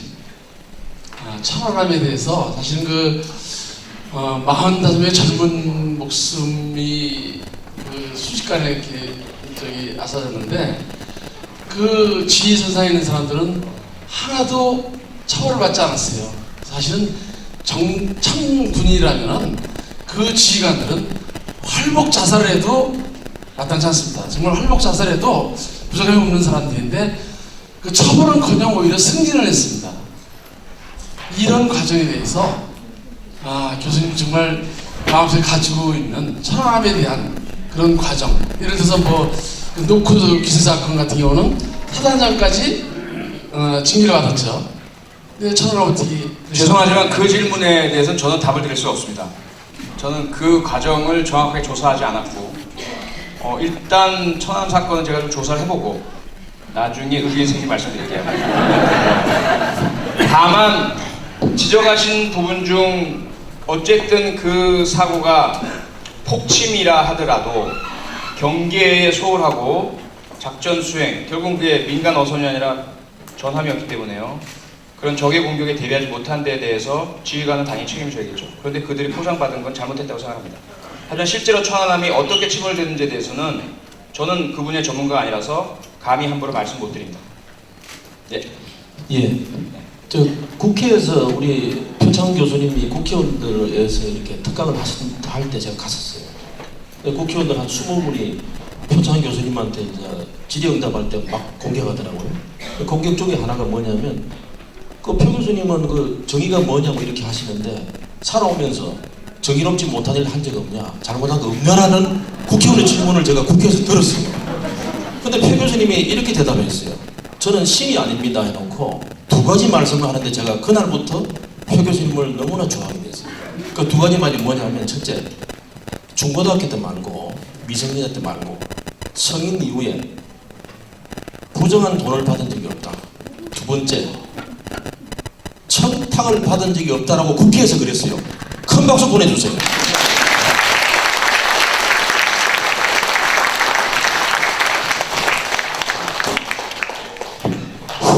저는 그 검경 수사권에 대해서 좀 하나 질문드리고 싶은데요. 저는 이제 국민의 한 사람의 입장에서 그 경찰 수사권 독립에 대해서 반대를 하거든요. 근데 지금 우선 먼저 좀 10만이 넘는 경찰 조직이 국민의 불신을 받는 상황에서 수사권을 말할 지금 자격이 있는지 그게 너무 좀 의구심이 들고요. 그 경찰에 물리는 검찰을 견제하기 위해서 수사권을 가져와야 된다. 근데 그거는 검찰에 문제가 있는 건 맞는데 그럼 검찰의 문제는 공수처를 설치한다든지 아니면 중장기적으로 지검장급 이상 고검장 총장을 선출직으로 뽑는 방안도 있을 수 있고요. 다른 어떤 시스템에서 접근과 그런 방법을 찾아야지 그냥 단순히 경찰에게 10만이 넘는 거대 조직에 지금 또 2만 명 이상을 지원한다는데 12만 명이 넘거든요. 그런 거대한 인원과 권한을 가진 경찰에게 수사권까지 줘버리면 그 막강한 인원을 누가 통제하고 관리합니까? 그런 경찰의 너무 어떤 집단 이기주의에 대해서 제가 뭐 굳이 말씀 안 드려도 잘 아시겠지만 지금도 이 사회에서 많이 엄청난 부정부패와 비리가 있잖아요. 뭐 언론에서 보도되지 않은 것들도 많고 그런 그 수사권 독립에 대해서 검찰이 경찰을 통제하고 관리하는 건 맞다고 보거든요. 대신에 이제 검찰은 다른 이제 뭐 법과 제도를 만들어야겠죠. 그래서 그런 부분에 대해서 좀 솔직한 심정을 좀 듣고 싶습니다. 전 늘 솔직한 심정 말씀드립니다. 지금 뭐 솔직하지 않은 말씀 드린 적 있나요? 저는 그런 질문을 드리고 싶어요. 수사권이 누구 겁니까? 그런데 왜 경찰이 수사권 독립을 주장할 자격이 있네 없네 말씀하십니까? 국민이 봐서 어떻게 수사권 배분이 좋은지를 결정하시면 돼요. 경찰의 자격이 있네 없네 물을 필요 없습니다. 그리고 경찰 미우니까 안 주겠다.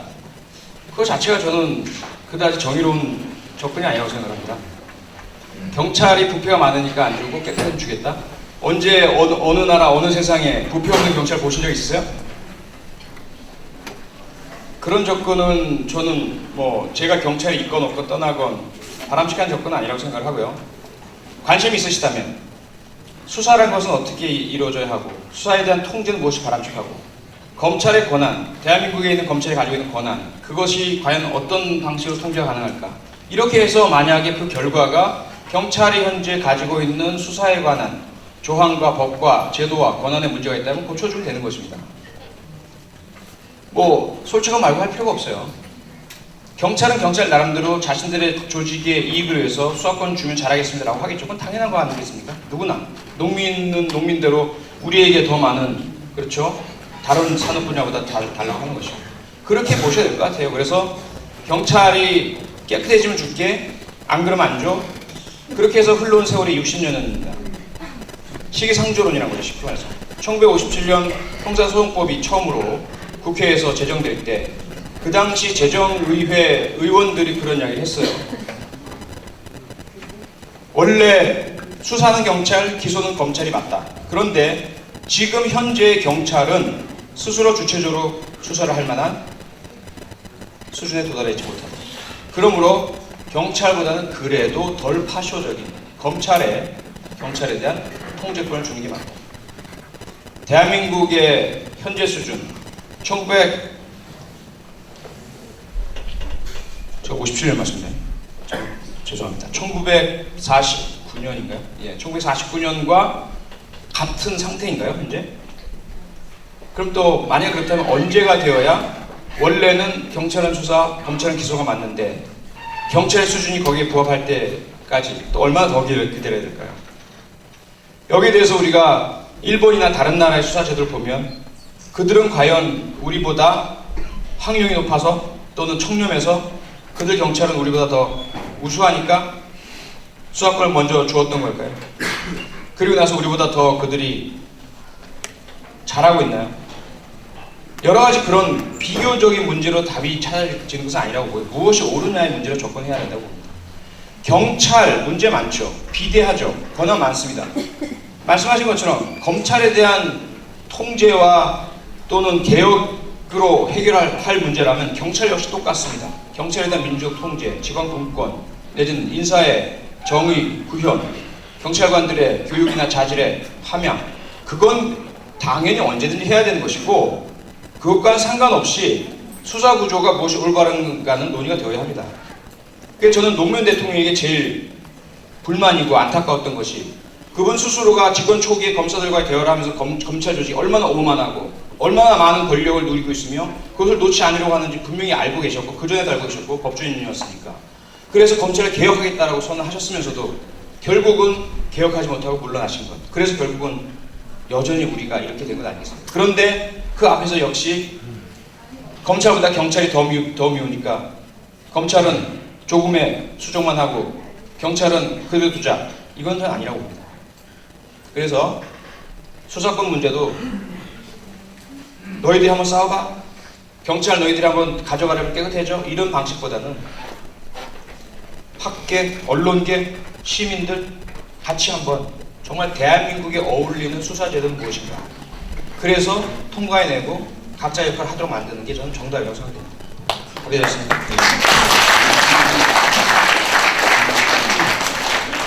나중에 일대를 다시 하시고 다른 분들은 거기에 대해서 계속 왔다 갔다 하는 원치 않으실 것 같아요. 예. 예, 지금 9시 5분인데 한두 분만 더. 예. 그래요. 김소연이라고 하는데요. 엄숙한 분위기가 조용해지고 싶은데 제가 23살인데요. 그 표 박사님의 그 청춘은 어땠는지 한번. 청춘이요? 나는 셜록 홈스처럼 살고 싶다 보시면 다 나옵니다. 뭐 똑같았습니다, 여러분. 예, 사적인 건 나중에. 예, 시간이 다 됐으니까 혹시 마지막 질문 있으십니까? 예, 예. 저는 아까 손을 들려고 하다가 손을 안 들었는데 지금 보수 편향인 것 같습니다. 그래서 저 지금 100년 전쟁 DVD를 받았는데 그 DVD를 보셨는지 거기에서 이야기는 팩트에 대한 이야기나 주장에 대한 것들에 대해서 어느 정도 볼만한 가치가 있다고 생각하시는지 보수주의자로서 검증을 해보셨는지 여쭤보고 싶어서. 정말 죄송하지만 제가 그 DVD를 전체를 보질 못했습니다. 인터넷상에서 그 영상이 있다는 이야기를 듣고 공부를 많이 받고 일부를 본 적이 있습니다. 이승만 대통령의 미국 하와이 관련된 이야기들. 그래서 검증을 다 하지는 못했지만 사료들 제시된 것들, 팩트, 사실들 근거로 한 것들이 많으시더라고요. 다만 그 표현, 그러한 사실에 대한 해석, 이 부분에 있어서는 조금 논쟁이 필요하지 않나라는 생각이 들고요. 그래서 결과적으로 뭐냐, 아까 제가 말씀드렸지만 이승만, 박정희 이 두 분은 대한민국 근대사와 현재까지도 올바른 정의 구현의 가장 커다란 걸림돌이면서 또한 사실은 어떻게 본다면 문제 해결의 가장 중요한 포인트라고 생각이 됩니다. 간단하게 말씀드리면 그렇습니다. 이승만 첫째 사실, 그가 미국에 가기 전까지 독립운동을 하던 선비였습니까? 아닙니까? 맞죠? 미국에 간 이후부터 문제가 생기죠. 그렇죠? 그가 우리가 봤을 때 해석할 때는 친미주의자요, 직접 만주에서 험하게 독립운동 하던 분들과 멀리 떨어져서 그가 행했던 일들이 상당히 의심스럽고 개인적 이익을 누리고 이성관계 문제도 있고, 그렇죠? 그 다음에 미국의 이익을 위해서 마치 한국을 넘겨줄 것 같은 이야기들도 했다는 뭐 이런 이야기들이 나오고 있습니다. 그 다음에 그가 와서의 문제죠. 한국에 왔을 때 대통령이 되었을 때 이후에 친탁 통치 문제라든지 그 이후에 과연 어떤 부분이냐. 지금 보수라고 하는 분들이 가장 내세우는 이승만 대통령의 치력은 대마도 우리 땅이라는 거거든요. 다른 어느 누구도 얘기하지 않았는데 이승만 대통령이 혼자 이렇게 얘기를 했다. 대단히 자랑스럽게 생각하십니다. 자, 우리가 지금 과연 이 이승만이라는 존재에 대해서 절대 악, 그는 이 세상에 존재했던 어떤 인간보다 오로지 악으로만 가득 찬 인간이다 생각하십니까? 좀 한번 들어보십시오. 예, 그런 의견이 있으시죠. 그러나 다른 집단에 가서 물어보면 어떻습니까? 이승만은 이제까지 대한민국에 존재했던 어떤 분 이상으로 위대한 애국자다. 손 한번 들어보십시오. 여기서 안 계시네요. 그렇죠? 다른 데 가면 많은 분이 손 드십니다. 이 문제를 우리가 어떻게 해야 될 거냐면 전쟁할까요? 백년전쟁처럼. 그래서 그 사람들 다 없애버리고 이승만은 절대 악입니다라는 사람만 남도록 해야 될까요? 그게 저는 대한민국의 근현대사에서 가장 중요한 숙제고 그동안 너무 해결하지 않고 묵어뒀고 그래서 지금 이렇게 분열이 생기고 서로가 서로를 종북작발 또 친일 독재 수국골통 이러면서 적대시하고 미워하고 제일 안타까운 건 뭐냐면요. 보수정에 있는 분들은 일본 사람보다 진보를 싫어합니다. 그렇죠? 맞습니까? 아닙니까? 이게 정상적인 상황입니까? 진보 중에 있는 분들은 북한에 있는 사람들보다 보수 중에 있는 사람 싫어하죠. 그렇습니까? 안 그렇습니까? 그렇죠? 꼭 그렇지는 않죠. 근데 그런 분들 계시잖아요. 그렇죠? 그런 정서가 있잖아요. 그러니까 꼭 뭐 똑같다는 얘기는 아닙니다. 어쨌든 우리가 현재 가지고 있는 이런 분열과 대립과 갈등과 같은 양희은 씨가 부른 노래가 있잖아요. 연못에, 그렇죠? 붕어 두 마리가 있었는데 서로 싸워. 한 마리 죽었어요. 남은 한 마리 죽을까요? 물이 썩어? 그 한 마리도 죽습니다.